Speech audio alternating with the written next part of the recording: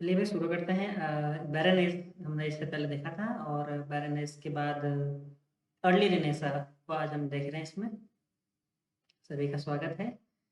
SSJU और Shobhan Singh Jeena university Almora BA second semester के syllabus English का और फोर्थ टॉपिक में हमने बैरनेस देखा था। इससे के बाद ही जस्ट हम शुरू करते हैं अर्ली रेनेसा, जो कि 1485 से शुरू होता है and it ends in 1557. So Renaissance, we have already discussed so many times about Renaissance that it means the rebirth or revival, especially in art, literature, and architecture, right? So Renaissance means rebirth of art. We also may say uh, revival of art, literature art, literature भी art के अंदर आता है। तो भाई Renaissance को अगर हम देखें, पुनर्जागरण हिंदी में क्या बोलते हैं? पुनर्जागरण, है ना, पुनर्जागरण काल।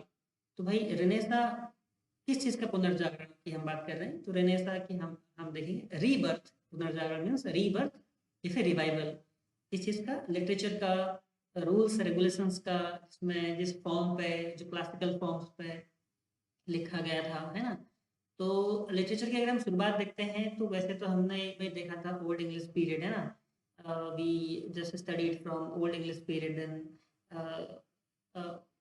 Anglo Norman age from 1066 to 1340. But before the old English period, before Anglo-Saxon period, there was a period in English literature known as classical age, है ना। क्लासिकल एज भाई वो थी, है ना, क्लासिकल एज BC। तो जो BC में चलती थी, अभी तो हम AD की बात करते हैं। तो क्लासिकल एज में भाई ग्रीक लिटरेचर है, रोमन लिटरेचर है ना।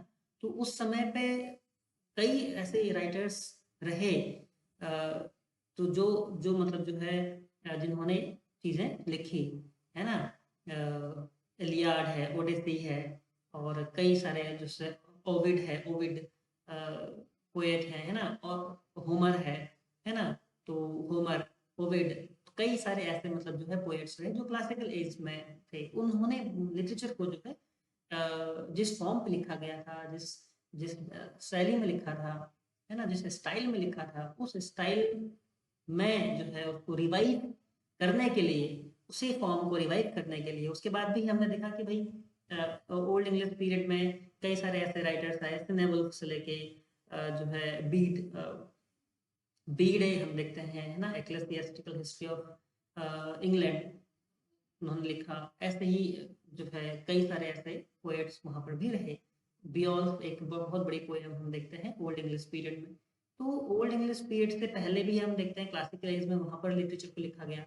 But as Anglo Norman age comes up in 1066, the literature actually, है ना, literature of old norm Anglo Norman age, we did not find at that much in number, and at that same pattern, structure, and same form which had been written, which had written in classical age और old English period।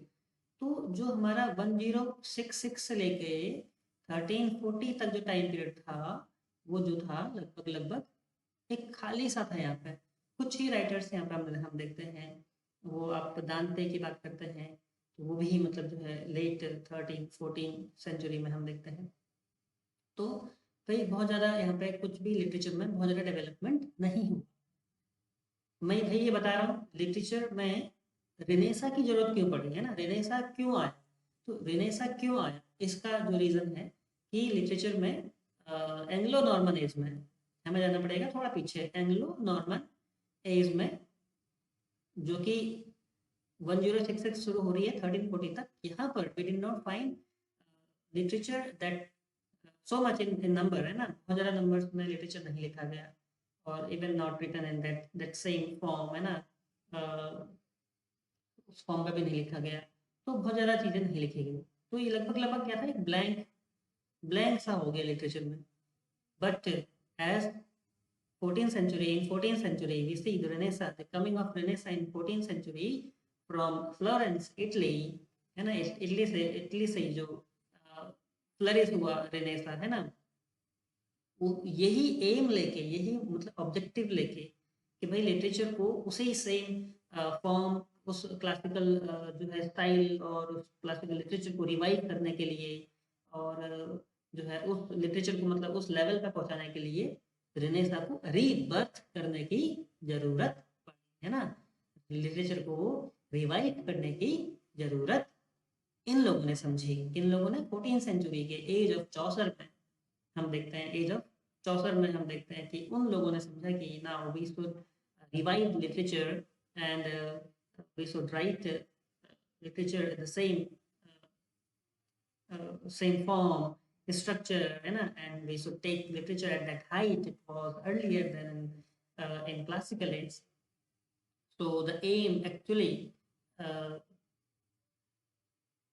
taken, है ना, यहाँ पर the aim took by the writers of 14th century and coming in early Renaissance. Early Renaissance के हम जब period की बात करते हैं तो यहाँ पर आता है लगभग 1485 में, फिर यहाँ से, है ना, यहाँ से हम ये अर्ली रेनेसा का जो पीरियड है इसको हम कह रहे हैं कि भाई यहाँ पर चीज़ें क्या क्या डेवलप हुई, क्या क्या लिटरेचर में रिवाइव हुआ, है ना, कैसे लिटरेचर को रीबर्थ की और लेके जो है आया गया, है ना। तो लेकिन ये आगे जाके 15th और 16th सेंचुरी में पूरी तरह से फ्लरिश हुआ। शुरू तो हुआ 14th सेंचुरी इटली से, इंग्लैंड में भी आया, है ना, फिर जाके लेकिन 15th और 16th सेंचुरी में एलिजाबेथ ने इस तक मतलब पूरा लिटरेचर अच्छे से जो है रिवाइव हो गया, है ना। तो जो रेनेसा था वो अपने साथ क्या क्या लेकर आए, है ना, क्या हुआ रेनेसा से, what influence we see after renaissance. So it brought new learning, है ना, न्यू लर्निंग को इसने एम्फसाइज किया, है ना, जोर दिया। और love for beauty, love and art, secular views of life came into being, है ना, सेकुलर व्यूज ऑफ लाइफ हम देखते हैं, सेकुलरिज्म और मानवता, ह्यूमैनिज्म की जो फीलिंग्स है, एक समरसता की जो भावना है उसको बढ़ावा मिला, है ना। Love for beauty and love for art we see in renaissance period, है ना। तो there was the spread of renaissance humanism, है ना, ह्यूमैनिज्म की जो फीलिंग है उसको भी मतलब जो है बढ़ावा मिला। There was the spread of materialism also, है ना, भौतिकवाद को भी मतलब जो बढ़ावा मिला। So Renaissance brought these elements, not only these elements, but also the progress, uh, development, development in different areas, whether it is architect, है ना, और भी साइंस में और भी फील्ड्स में मतलब जो है एक्सप्लोरेशन शुरू हुआ।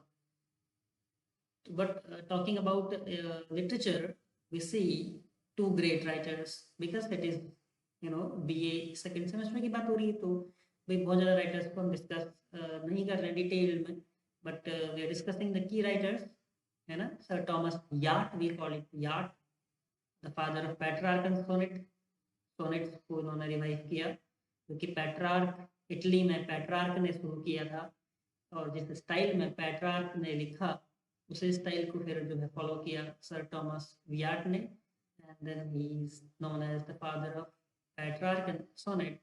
He experimented a lot, है ना। Then another writer, Earl of Surrey, his real name is Henry Howard. Henry Howard is known as the father of English sonnet. He wrote sonnets in English, है ना। He also experimented a lot, है ना, using different forms, structure in sonnet.